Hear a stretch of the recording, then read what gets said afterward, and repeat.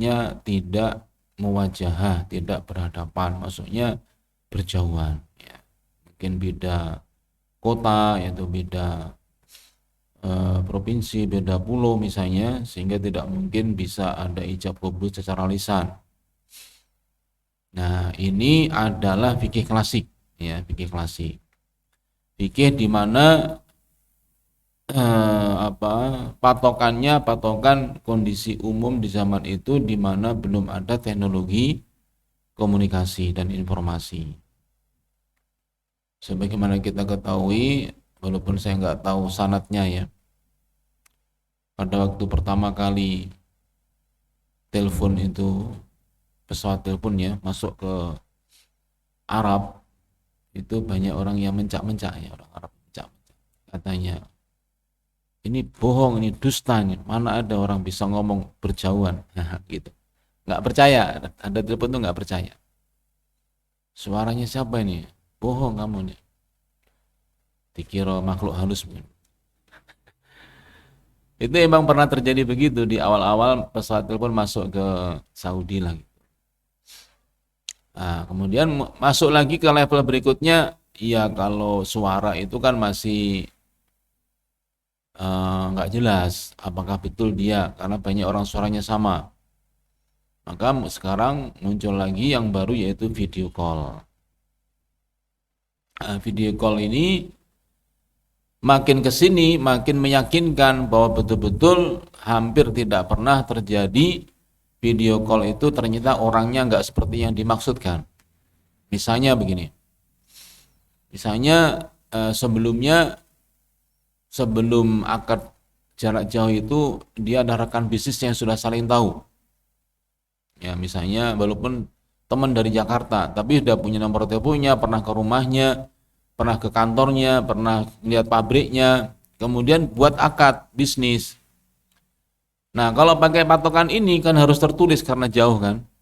Nah, tetapi karena yang bersangkutan sudah saling kenal, tahu juga, bahkan tahu rumahnya, pernah ke rumahnya, hanya saat akad itu posisinya sedang berjauhan, maka yang begini ini sebenarnya tidak masuk kategori al-aqdu bil kitabah. Dia sebenarnya normal saja, hanya secara fisik tidak bertemu, tetapi sama-sama yakinnya bahwa yang menelpon adalah si fulan, yang ditelepon si fulan. Itu tidak termasuk kategori melanggar kaidah ini, gitu ya. Karena sekali lagi prinsip dari muamalah di dalam Islam itu, termasuk bisnis atau akad jual beli itu adalah meminimalisir yang namanya ghor. Meminimalisir yang namanya ghor. Ghor itu artinya sesuatu yang tidak jelas atau khawatir terjadi penipuan, keliru, ya ternyata tidak yang seperti yang dimaksud. Ya. Nah, kalau yang tadi saya sebutkan kan sudah jelas, misalnya rekan bisnis yang berkali-kali, awalnya kan memang ijab qabul, misalnya mengawali bisnis ijab qabul. Kemudian setelah itu akhirnya bisa jarak jauh, tetapi tetap namanya bil ijab wal qabul namanya, walaupun berjauhan karena misalnya by phone, apalagi melalui video call. Itu sudah sangat meyakinkan untuk memenuhi syarat seperti layaknya, yaitu al-bai' bil ijab wal qabul, yaitu jual beli dengan ijab qabul gitu. Walaupun by phone, apalagi dengan video call gitu. Au yakuna al-aqid bil kitabah akhras la yastati'ul kalam. Nah, kalau ini masih berlaku. Atau permasalahannya karena ternyata pihak-pihak yang berakad ini salah satu atau keduanya itu bisu, tidak bisa bicara. Bagaimana kita tahu dia setuju apa enggak, dan bagaimana bunyi atau isi dari perjanjiannya kalau enggak ditulis? Maka justru bukan boleh tapi wajib ya untuk yang salah satu atau kedua belah pihak itu bisu, tidak bisa bicara atau bicara tidak bisa dipahami antara satu sama yang lainnya, maka solusinya apa? Bil kitabah, dengan ditulis gitu. Jadi maksudnya apa? Syariat ini ingin mengatakan tidak ada halangan bagi orang yang bisu, orang yang nggak bisa bicara untuk bermuamalah. Tetap ada solusinya, yaitu dengan bil kitabah. Gimana kalau nggak bisa ngomong juga nggak bisa nulis? Kalau gitu gimana? Tapi dia pengen ada akad, bisa juga. Yaitu apa? Dengan dia bicara.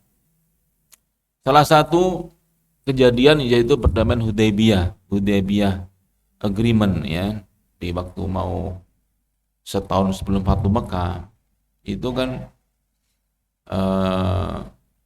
dihalang-halangi oleh utusan dari Mekah, tidak boleh masuk Mekah. Nah, kemudian sebagai solusinya membuat perjanjian damai namanya Sulhul Hudaybiyah. Nah, ketika perjanjian damai dimulai, maka mulai pembahasan pasal demi pasal, kalimat demi kalimat, kata demi kata. Pertama, Bismillahirrahmanirrahim. Itu tidak setuju. Pihak musyrikin Mekah nggak setuju dengan kata Bismillahirrahmanirrahim. Kami tidak mengenal apa itu Ar-Rahman Ar-Rahim, katanya begitu. Lalu bagaimana coret itu Ar-Rahman Ar-Rahim? Gimana Nabi? Nabi kan tidak bisa baca, tidak bisa baca tulis. Bukan karena bodoh, tapi karena hikmah ilahiyah. Maka waktu itu yang menjadi pengaman dokumen adalah sahabat Ali bin Abi Thalib yang juga menantu dan anak keponakannya sendiri. Wahai Ali, mana itu yang Ar-Rahman Ar-Rahim? Ini ya Rasulullah, itu sudah dihapus. Itu sebenarnya berat. Bagi Ali itu berat sekali suruh menghapus Ar-Rahman Ar-Rahim. Yang lebih berat lagi ketika min Muhammadin Rasulillah sallallahu alaihi wasallam. Ini adalah surat dari Nabi Muhammad Rasulullah sallallahu alaihi wasallam. Itu langsung mencak-mencak itu utusan dari Mekah itu. Kita tidak mau, yang boleh hanya Muhammad bin Abdullah. Kalau Muhammad bin Abdullah saya mengenal, kalau Muhammad Rasulullah kami tidak percaya. Kalau percaya, kalau ditulis begitu berarti sama dengan kami mengimani, percaya dengan apa yang dibawa oleh Muhammad itu. Maka disuruh mencoret. Nah, itulah salah satu peristiwa yang melatari bagaimana apabila terjadi orang itu pengen akad, pengen transaksi tapi tidak bisa bicara atau tidak bisa membaca. Berarti apa? Minta tolong yang bisa membaca dan bisa menulis. Gitu. Wa in kana fi majlisin wahidin wa laisa hunaka udrun yumna minal kalam. Jadi meskipun posisinya itu adalah hadap-hadapan, tapi karena nggak bisa bicara, ya mau nggak mau harus tertulis gitu. Karena supaya untuk apa akad itu diadakan supaya betul-betul terpenuhi. Gitu. Kalau misalnya nggak bisa ngomong, sampai kapanpun nggak boleh nulis ya, sampai kapanpun nggak bisa transaksi kan begitu. Maka dengan kondisi di mana salah satu atau keduanya itu tidak bisa bicara, solusinya walaupun berdekatan tetap harus tertulis. Gitu. Karena maliano liyadilu an kalam, karena dia tidak memungkinkan untuk berbicara. Bahwa adhar anwa utalalat ila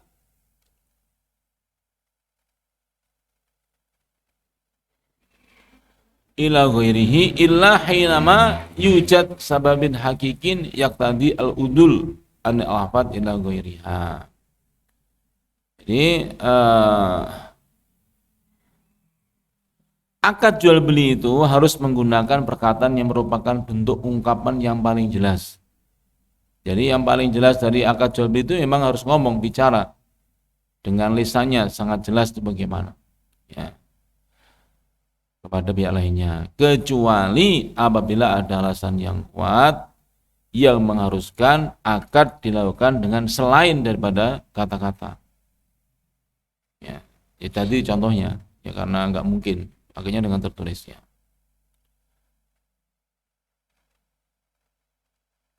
Nah demikian juga misalnya, ini khususnya udah kita bahas kemarin, untuk akad yang signifikan, yang angkanya itu memang dipandang bernilai oleh pihak-pihak yang ada, maka harus ada kata, harus ada ijab kabulnya.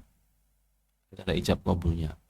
Saya beli tanah, mobil, rumah, ya, aset yang berharga, Ya, maka sangat ditekankan supaya ada kejelasan ijab dan qabulnya gitu, untuk menghindari hal-hal yang tidak diinginkan.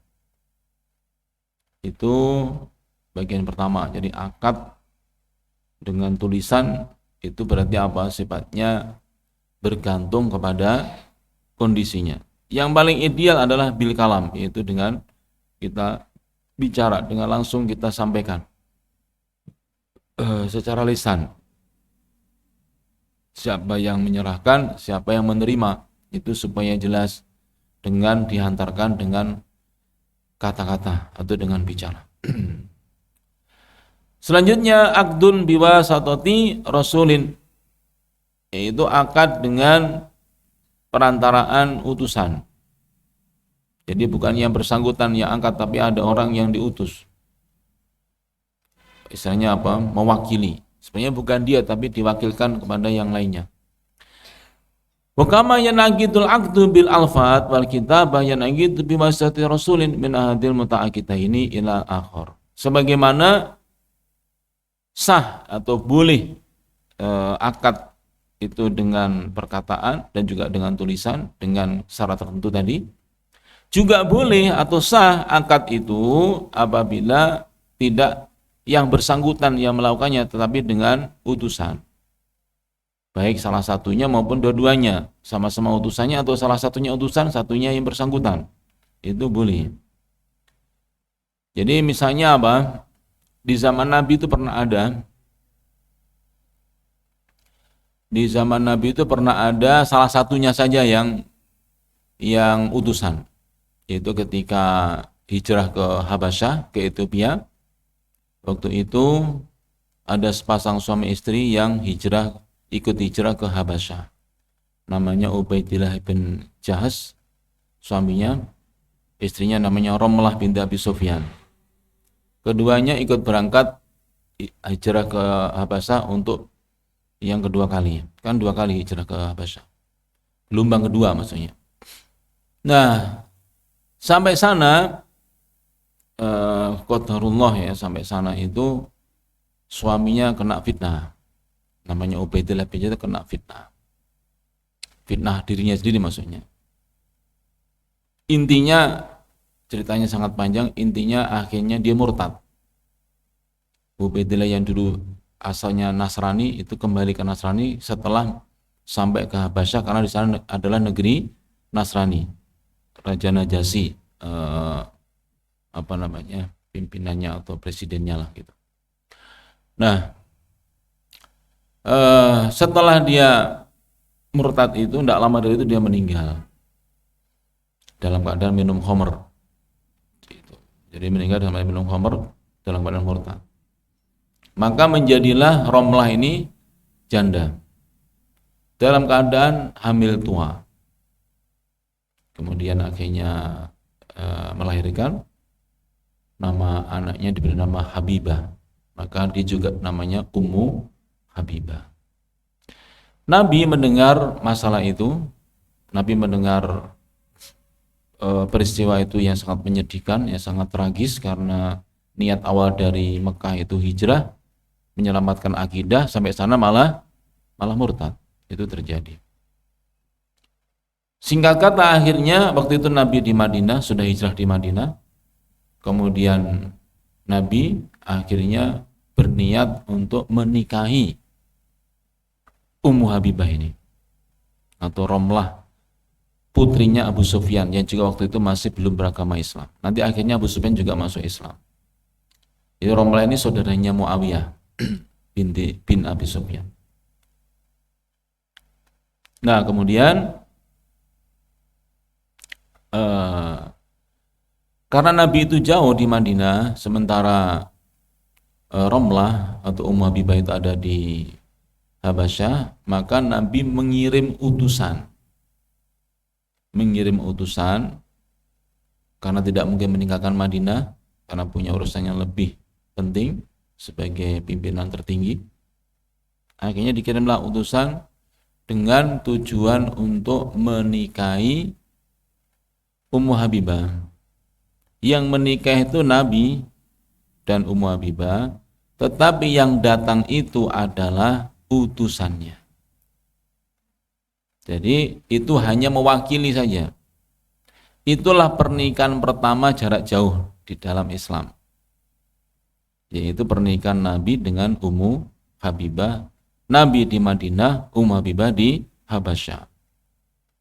Jadi sudah ada pernikahan jarak jauh, tapi tidak nikah pakai telepon atau nikah pakai video call, bukan, tapi nikahnya maksudnya pakai utusan.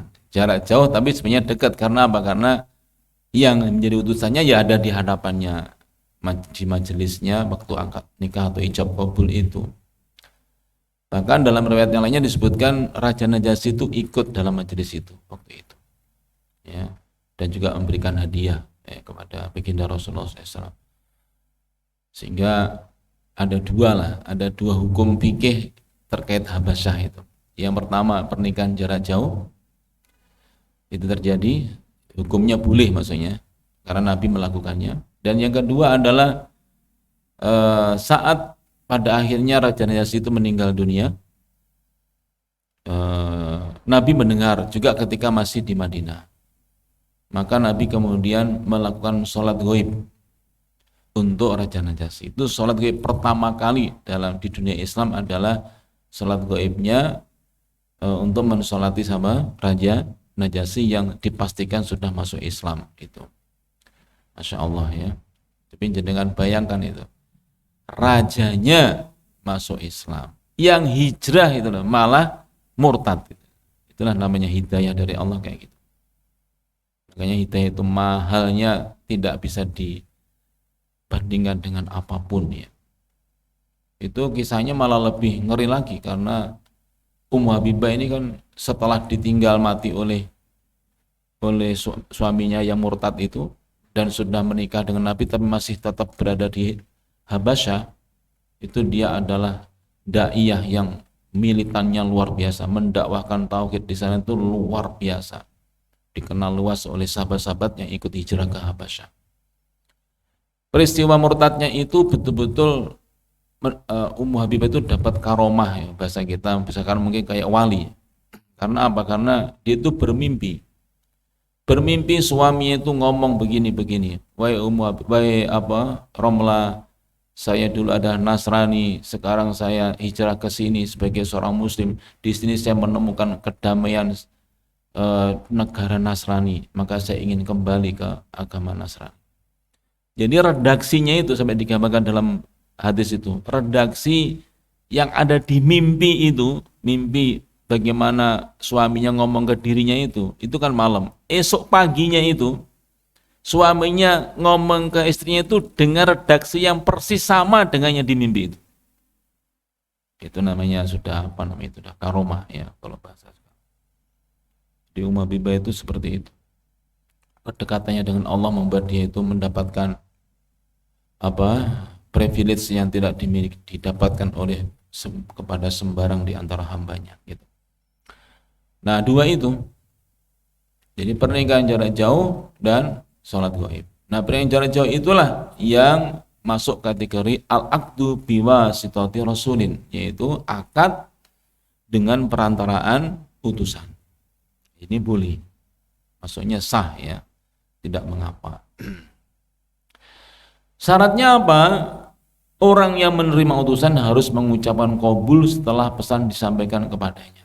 Nah, itulah namanya harus ada surat kuasa, kayak surat kuasa. Surat kuasa. Jadi surat kuasa khusus, maksudnya apa? Dia itu dalam posisi apa? Saya mewakili Nabi, itu ya, untuk melamar atau menikahi yaitu Romlah atau Ummu Habibah. Nah, gitu.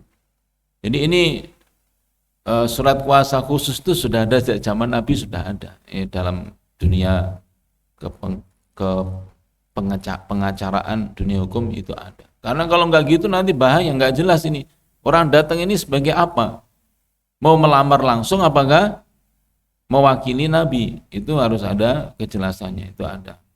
Nah, kemudian saat serah terima surat kuasa khusus itu, yang bersangkutan yaitu sahabat Nabi tadi, dia harus menerima qabulnya. Iya, saya terima amarat ini saya sebagai yang menerima kuasa khusus untuk mewakili engkau wahai Nabi menikah dengan Romlah binti Abu Sufyan.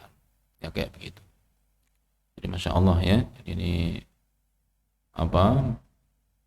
modern banget gitu ya, modern banget ya di awal-awal hijrah ya, itu seperti itu. Nanti akhirnya pas sekian tahun setelahnya akhirnya Ummu Habibah itu nyusul Nabi hijrah atau menyusul ke Madinah, sehingga Ummu Habibah termasuk istri Nabi Shallallahu Alaihi Wasallam. Baik, ini akad dengan melalui perantaraan utusan. Yang terakhir yang kita bahas adalah yaitu akdul akhros, yaitu akadnya orang yang tunawicara, orang yang bisu.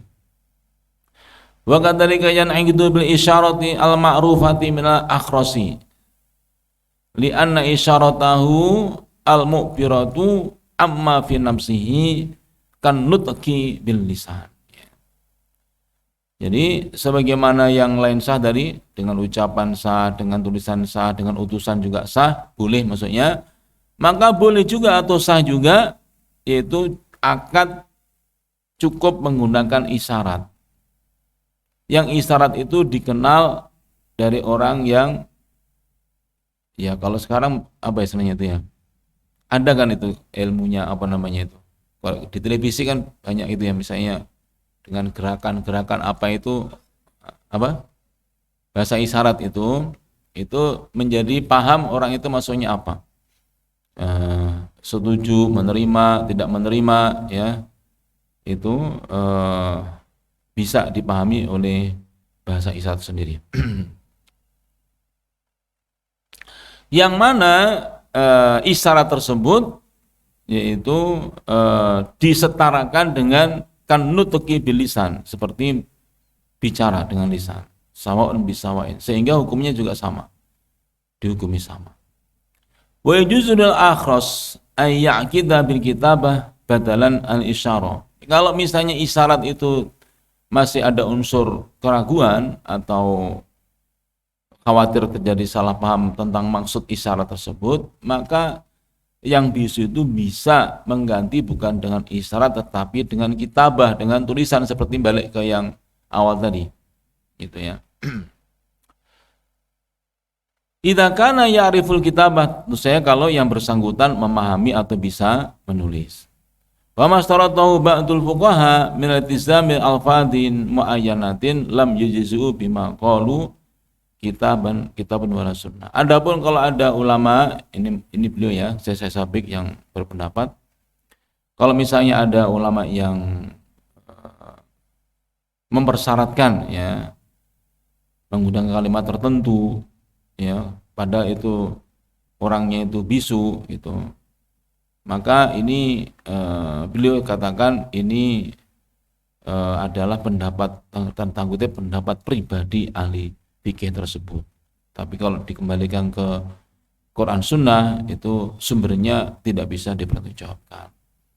Artinya karena apa, nanti sama dengan apa? Sama dengan memupus harapan bagi orang yang bisu, orang yang cacat bicara, itu menjadi tidak mungkin dia bisa bermuamalah kalau begitu caranya, dan itu menjadi bahasa sekarang mungkin ya diskriminasi. Bagaimana di saat mereka sangat berharap Islam itu, kenapa, mohon maaf, kenapa banyak orang-orang yang difabel itu banyak yang masuk Islam, atau dulu di zamannya awal-awal Islam itu kenapa banyak budak yang masuk Islam, itu karena merasakan kesetaraannya di hadapan Allah, sama itu yang menjanjikan Islam, salah satunya kan itu yang menjadi daya tariknya gitu.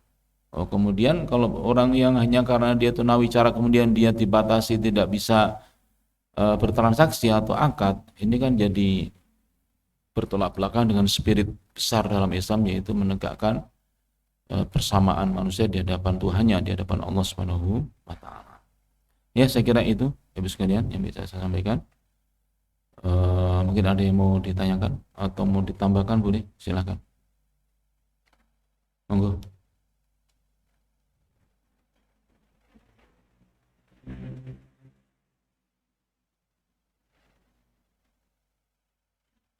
Nggak ada? Nggih, monggo. Waalaikumsalam warahmatullahi wabarakatuh.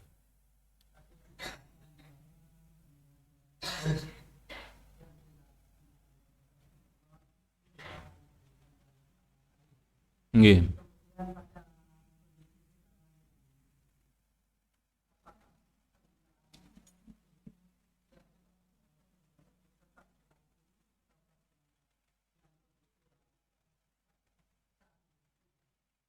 Nggih.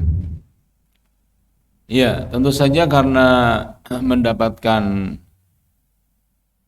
pijakan atau pembenaran ya dari peristiwa pernikahan Nabi dengan Ummu Habibah itu, ya tentu saja masih diperbolehkan. Boleh saja pernikahan jarak jauh itu boleh. Yang penting menghilangkan gorornya itu, menghilangkan keraguan itu sudah dihilangkan sebelumnya. Misal, kalau di zaman sekarang misalnya bolehkah menikah cukup dengan by call, bahkan tanpa video, hanya dengan call saja.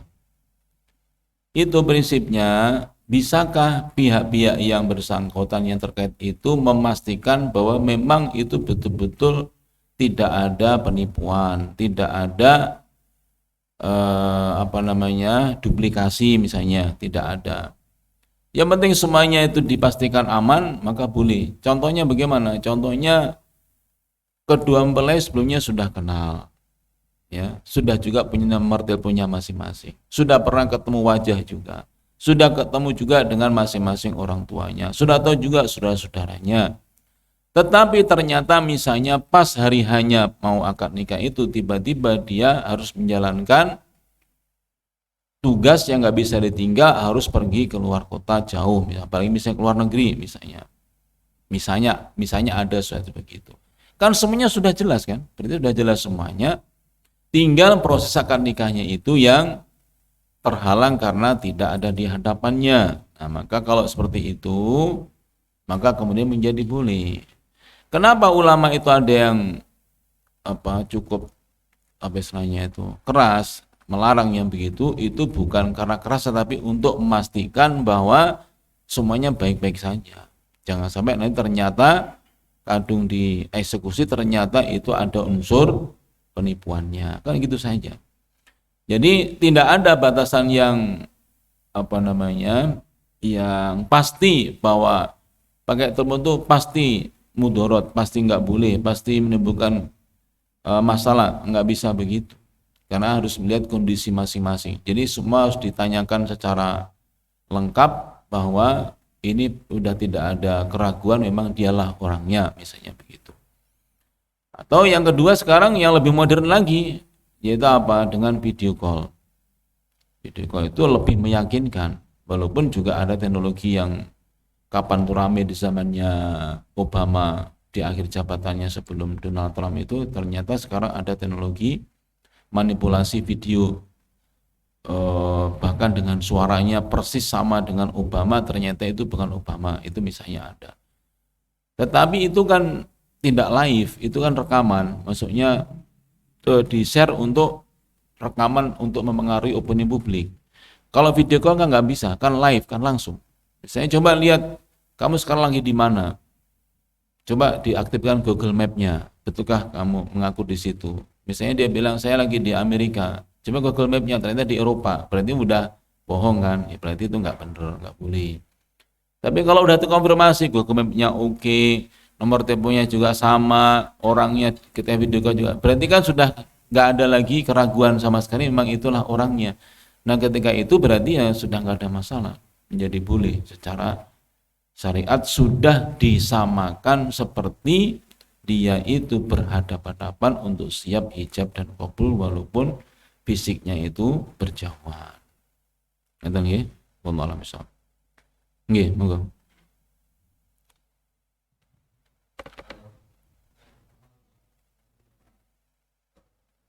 Iya. Nikah yang ke berapa, Mas? Oke. Yang pertama, iya. Pertama apa nikah itu? Yang pertama berarti ada kedua, ketiga, keempat. Nah itu kalau pertama ini. Oh iya iya iya iya.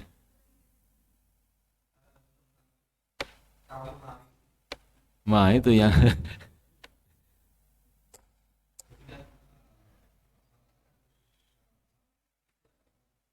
wali ya.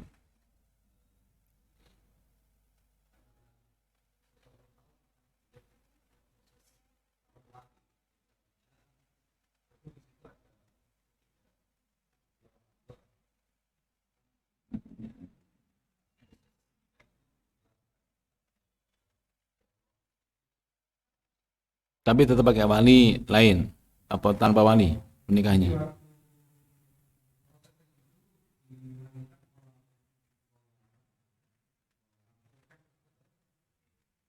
Wali hakim berarti.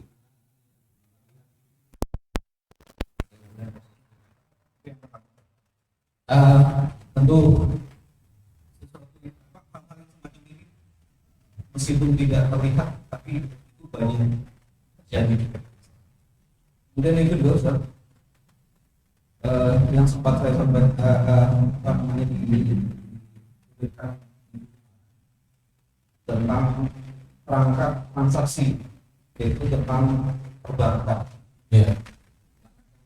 Yang pernah saya dengar adalah di syariatan itu untuk bank konvensional itu ya tanda kutip saya sempat mendengar meskipun tidak secara jelas untuk apa namanya pencerahannya bahwa didiamkan didiamkan itu dalam arti tidak ada hukum yang diwujudkan pastikan maka itu Allah saya kira itu saja terima kasih. Assalamualaikum warahmatullahi wabarakatuh. Yang pertama Kawin lari. Ya plus kawinnya ya harus diam ya, jangan lari. Lari malah nggak sah nanti. Maksudnya itu adalah bolehkah ketika masih punya wali kemudian menggunakan wali hakim. Itu hanya satu pintu namanya kalau walinya itu wali udol namanya. Wali udol itu wali yang tanda kutip gampangannya menghalangi yang di bawah perwaliannya untuk menikah dengan tanpa alasan yang bisa dipertanggungjawabkan. Misalnya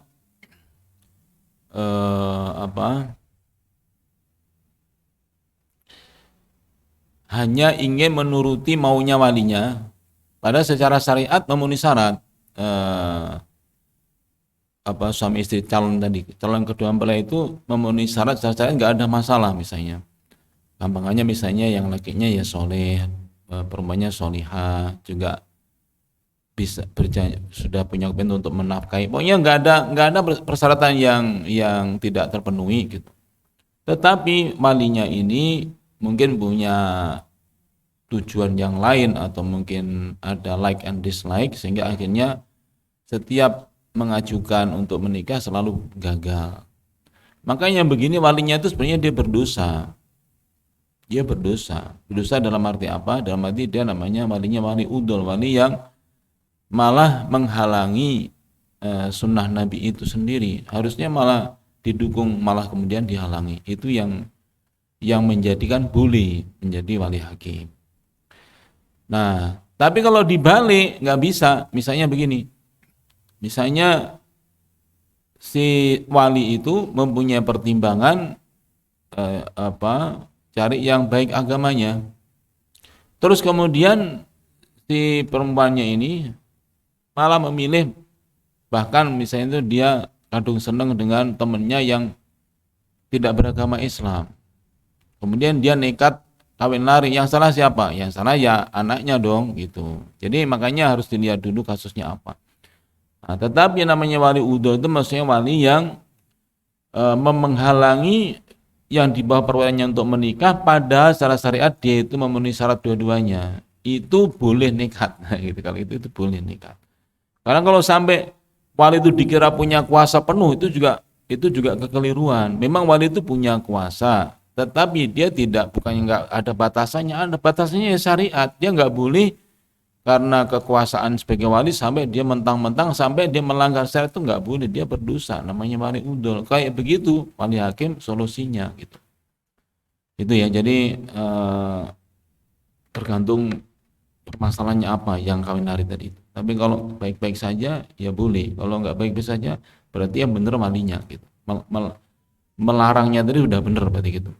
Atau misalnya tidak, oke lah, nggak usah apa namanya, non muslim yang lakinya. Misalnya yang lakinya itu dikenal ahli maksiat, muslim memang ahli maksiat, nggak mau sholat, nggak mau puasa, itu maunya si perempuannya. Kemudian walinya tuh tahu, ini bagaimana kok pilih yang begitu. Nah ini ada yang lebih baik dari situ, bersabarlah gitu. Nah, dia nggak mau, maka kawin larinya itu bermasalah. Kalau sampai dia nekat, wali hakimnya juga bermasalah juga berarti. Kalau dia berani menikahkan sepasang laki perempuan yang dia tahu lakinya itu ternyata ahli maksiat, itu nggak boleh harusnya. Walaupun dia secara hukum asalnya wali hakim itu dibolehkan. Gitu ya. Jadi itu ya untuk yang pertama. Yang kedua itu kan kalau di HPT jilid 3 sudah jelas, yaitu bunga bank itu haram. Jelas haram, kata haram itu sangat jelas, soreh maksudnya, tegas gitu. Nah, tapi mungkin maksudnya itu persyarikatan atau aum itu mungkin butuh proses saja, maksudnya butuh masa transisi untuk mengalihkan supaya semuanya kepada bank syariah. Mungkin begitu maksudnya. Satu. Yang kedua, tapi memang saya dengar juga dalam diskusi-diskusi kita itu sebenarnya masih ada yang belum terima dengan keputusan itu. Maksudnya tinjauannya ilmiah, bukan masalah like and dislike, ini maksudnya tinjauan ilmiahnya minta ditinjau ulang. Misalnya begini, karena di dalam keputusan HPT yang menyatakan haramnya bunga bank itu belum dimasukkan faktor inflasi. Itu yang saya dengar langsung dari yang belum setuju dengan, maksudnya minta direvisi haramnya bunga bank itu karena ada faktor yang belum masuk di dalam pertimbangan fatwa, yaitu faktor inflasi. Itu yang saya dengar begitu. Maksudnya saya tidak mendalami ya, tapi yang saya dengar dari yang protes itu begitu. Gimana simulasinya yang udah sering saya contohkan itu? Kalau seseorang pada tahun ini langsung aja, misalnya tahun 91 ini ada orang yang pinjam uang misalnya 300.000. Waktu itu uang 300.000 itu bisa untuk beli tanah 100 meter. Itu kok tahu? Karena saya sendiri orangnya, maksudnya. Yang beli ya saya sendiri. 300.000 itu bisa untuk tanah 100 meter di Kintamani di Bali. Nah, misalnya saya semuanya terus karena nggak punya uang, baru sekarang saya bisa mengembalikan. Berapa saya kembalikan? Kalau menurut nggak boleh berubah nilainya, berarti saya kembali berapa? 300.000. Bisa beli apa sekarang? 300.000. Bisa beli tanah hurufnya saja mungkin satu pickup kan begitu. Nah itu yang masih belum selesai itu di situnya gitu loh. Nah sehingga kemudian kayak maju mundur gitu. Tapi sebenarnya tetap setuju secara umum bunga bank haram itu setuju, cuman mungkin kurang didetailkan maksudnya gitu. Gimana faktor inflasi kok nggak dihitung? Itu yang saya pernah dengar diskusinya seperti itu. Sehingga kemudian muncullah tolong ditinjau ulang apa yang dimaksud dengan la tadlimuna wa la tudlamun. Jadi tujuan pengharaman riba itu supaya tidak ada kedzaliman. Apa kedzaliman itu? Dua sisi, yaitu jangan sampai mendolimi yang berhutang maupun mendolimi yang ngutangi. Gitu maksudnya. Nah selama ini seringnya kita itu posisinya kayak sebagai yang terdolimi terus, karena kita posisinya apa? Sukanya kita ngutang, bukan ngutangi. Sehingga akhirnya yang dipikir hanya yang ngutang, sementara yang ngutangi nggak pernah dipikir. Ya tadi itu, kan kasihan kalau saya memberikan 300.000 kepada yang minjemi saya. Sekarang misalnya kembalikan berapa? 300.000. Kan kok mentolong nih gitu. Kan gitu. Kok enggak mikirnya di mana gitu. Kok sampai kayak gitu nggak bisa menjelaskan bahwa jangankan dikembalikan 1 juta. Wah sekarang harganya saya tanya 70 juta. Sekarang tanah yang saya beli 300.000 itu. Sekarang 70 juta. Masa kembalikannya ke yang ngutangi saya 300.000 itu kan tidak masuk akal. Maksudnya nggak masuk itu punya hati nggak sih gitu kalau gitu. Nah makanya kan saya sampaikan berkali-kali, pengembalian hutang itu jangan patokannya angka tetapi nilai, bukan amount-nya tetapi value-nya. Itu yang membuat hilangnya yang namanya kedoliman, yaitu la tatlimun wala tutlamun. Kalau kita patokannya jumlah atau angka, itu punya potensi satunya mendolimi, satunya terdolimi. Kalau waktunya cukup lama. Tapi kalau waktunya sebentar emang nggak terasa. Misalnya hanya sebulan, ya mungkin apa? Kan malah dolim kalau yang ngutang itu minta lebih kan gitu istilahnya ya. Nah gitu. Yang kedua kan emang ada celah gitu, ada celah. Sebenarnya itu bukannya nggak boleh sama sekali, ada kelebihan ketika mengembalikan itu kan nggak ada. Yang nggak boleh itu adalah kapan menetapkan tambahan itu. Kalau penetapan tambahan pengembalian hutangnya itu di saat awal itu namanya riba. Tetapi kan kita diajari sebagai yang berhutang itu apa? Kalau mengembalikan, kemudian memang ternyata kita merasakan manfaat dari pinjaman yang kita dapatkan dari orang yang minjemi kita itu, maka saat mengembalikan, jangan mengembalikan persis sama dengan yang kita hutangi. Ya misalnya kita hutang 1 juta, oh kok saya betul-betul terbantu, dan saya juga longgar, maksudnya juga, maka saya kembalikan 1,5 juta. Boleh nggak? Ya boleh. Berarti apa? Itu yang kelebihan. Tetapi karena inisiatifnya dari yang berhutang menjadi halal. Berarti secara dohirnya ada kelebihan itu kan bukan masalah. Kan tidak mesti masalah ada kelebihan itu. Nah, mestinya yang begitu kan jadi pertimbangan untuk supaya ada kompromi di dalam bab tidak boleh lebih sama sekali, karena yang namanya kelebihan itu namanya riba. Nah ini kelebihan maksudnya kelebihan nilai itu benar, tapi kelebihan angka itu masih perlu dibahas lagi. Nah itulah yang menjadi yang pernah saya dengar kenapa kayak masih dieksekusinya ya. Kalau di putusannya kan sudah jelas, tapi di dalam eksekusinya kenapa kok masih maju mundur itu ya salah satunya itu. Nah yang ketiga karena terkadang godaannya itu karena kos di bank syariah itu nyatanya lebih tinggi daripada yang di konven. Nah, itu kan juga mengganggu kan, karena kita ini apa sih gitu loh, muamalah kok malah memberatkan daripada yang konven.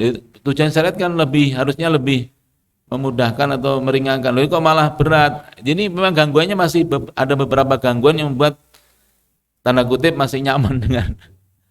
Tapi saya bukan nyaman dalam arti karena ribanya, tapi karena mungkin kemudahan ya, fasilitas, apa akses atau apalah gitu. Saya kira menurut saya bisa dicarikan titik temu, menurut saya bisa lah. Tapi forumnya di mana saya nggak tahu ya, yang begitu. Ya saya kira gitu. Ya. Ya.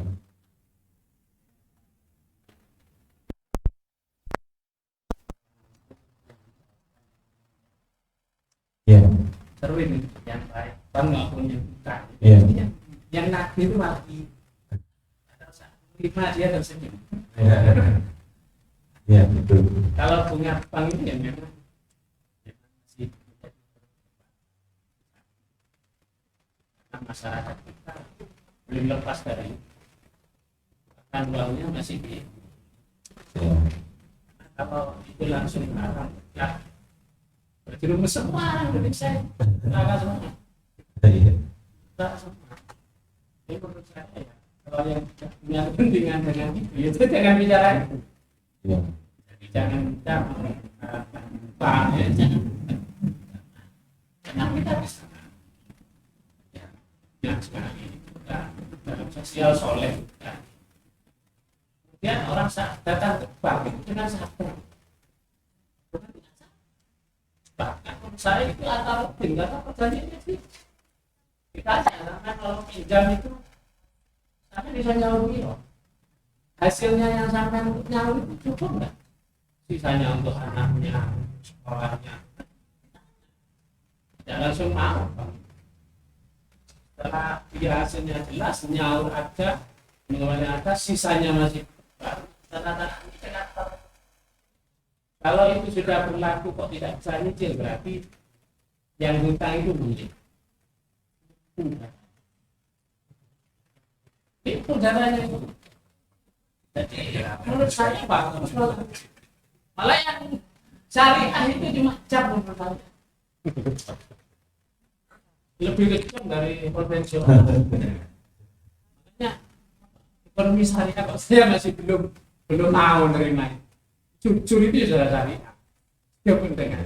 Intinya tidak syariah. Dan kok akan mudah apa? Itu yang terjadi kan di bank itu. Kalau di bank konvensional syariah tidak. Bahkan kalau kita tidak bisa nyaur, tidak bisa mengembalikan, kita harus bisa langsung dengan banknya. Saya tidak bisa karena saya pilot. Hentikan itu bunganya. Tidak akan jalan. Bahkan minta dibebaskan bunganya bisa. Nah, terus di mana? Haramnya itu di mana? Yang memang yang nggak bisa nyaur itu ya kemudian yang pinjam bisa. Saya kan pernah pinjam. Pertama sekali saya pinjam kami dengan bersebut saya menipu karena datanya nggak sesuai. Iya, karena ranting itu saat mau beli tanahnya diancam oleh pengutang jadi publisitas. Saya selamatkan yang mampu. Karena ranting masjidnya nggak bisa dibuat jaminan. Hanya Pak, bisa menipu penghasilan saya supaya saya tenang. Jaminnya ya sudah hanya kami lagi. Jauh ya, tapi yang ranting ini Tapi akhirnya enggak. seperti itu. Dan saya mikir, kemudian kasus kedua sama. Kalau saya minta bebas dendanya, ada denda. Kalau tidak ada denda karena COVID kemarin dendanya, denda tidak ada. Baru tidak tangani sudah saya lunasi, denda tidak ada. Tapi kalau kita minta dibebaskan dari bunga, bisa. Gimana? Nama sama bisa. Jadi bisa tidak? Bagaimana bisa? Saya boleh dikatakan mencederai perjanjian. Kemudian kadang yang lain bisa bicara tegas dengan jaminan. Tapi sampai saya pun tidak berhutang yang di alkohol. Padahal jaminan itu ada. Nah, jaminan senilai dengan yang dihutangkan gitu. Setelah disita kan, doleh ya.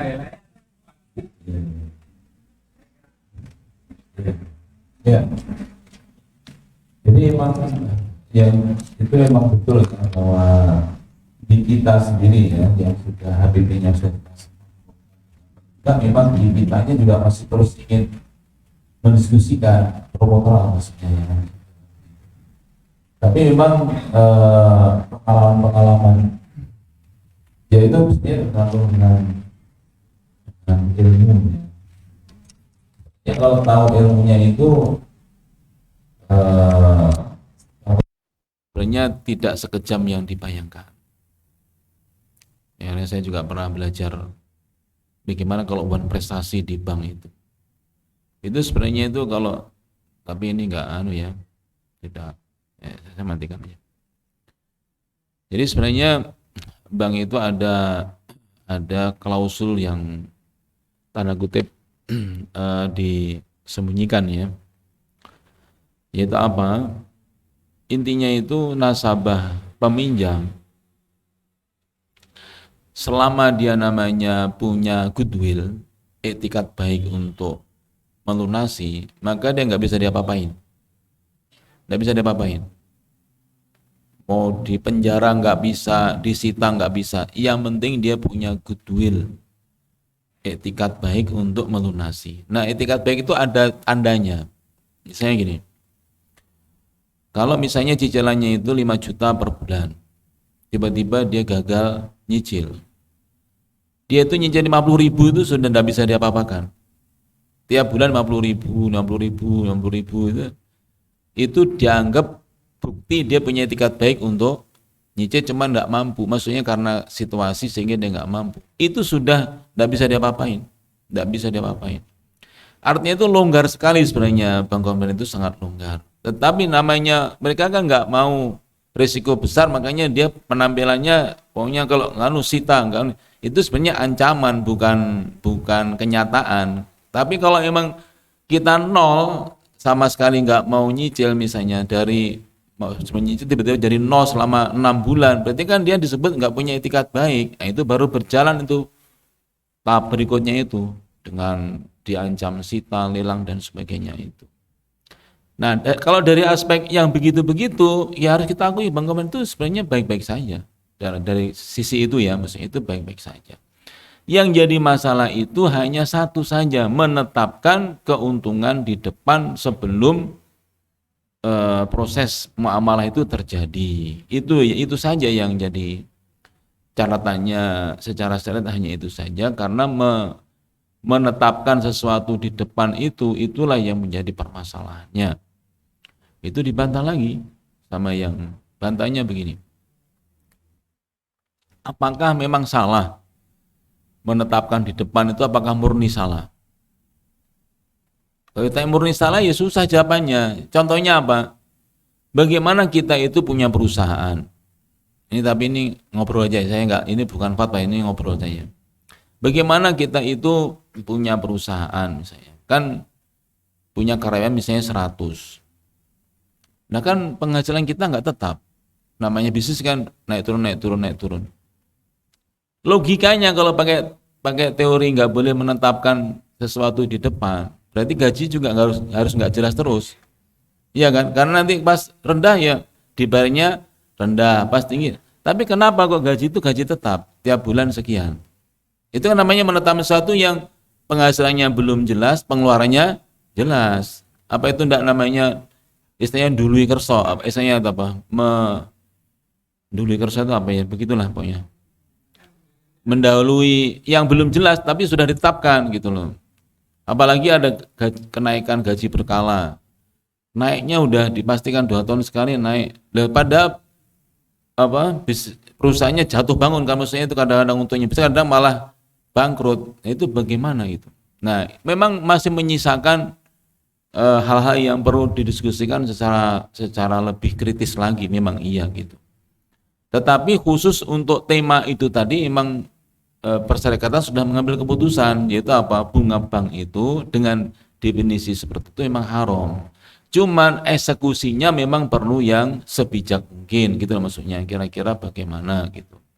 Nah, eksekusinya ini yang belum, kalau di pemerintah kan ada, itu kan ibaratnya undang-undang nih, HPT ibaratnya undang-undang.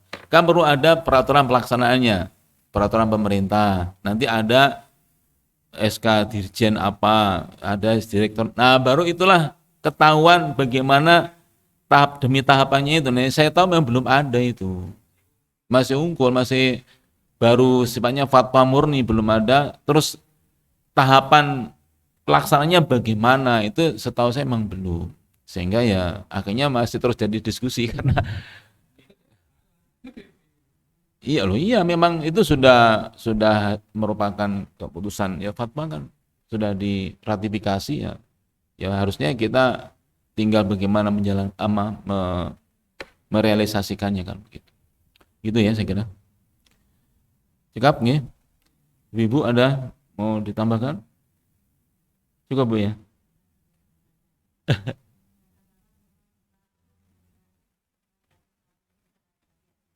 Iya.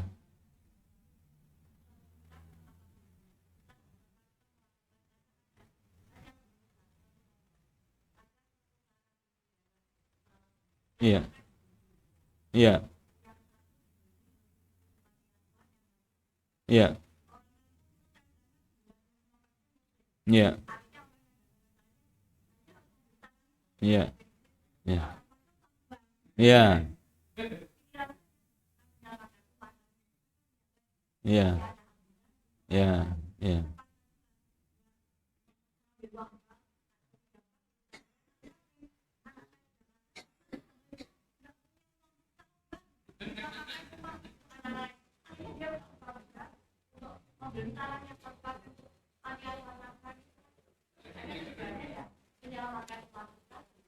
Terus maksudnya berhasil ya? Alhamdulillah berhasil. Oh iya. Iya, iya, iya.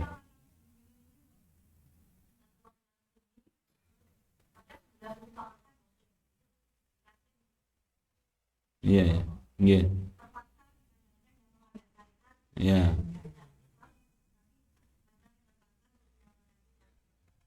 Iya. Iya, jangankan begitu Bang, babi jadi boleh dimakan kalau kondisinya mau mati ya boleh ya. Ad-daruratu tubihul mahdura. Jadi kedaruratan itu membolehkan sesuatu yang dilarang sebetulnya. Nah, tinggal kedaruratan itu yang perlu didefinisikan. Itu kan memang ya menurut jenengan begitu menurut saya juga sama itu darurat, menurut saya masuk kategori darurat. Tapi mungkin bagi yang lainnya tidak darurat. Itu haknya, silakan saja. Ya silakan saja kalau itu dibilang bukan. Kalau menurut saya itu darurat, tapi nggak semua orang bilang darurat gitu. Ya haknya kan, mungkin karena dia merasa tidak berkepentingan, ya nggak apa nggak usah, ya biarin aja. Mungkin juga ada yang bilang begitu. Ya begitulah saya kira. Baik, kita akhiri dengan doa kafaratul majelis. Subhanakallah bihamdika asyhadu an la ilaha illa anta astaghfiruka wa atubu ilaik. Akhiratu billahi rabbil alamin. Wassalamualaikum warahmatullahi wabarakatuh.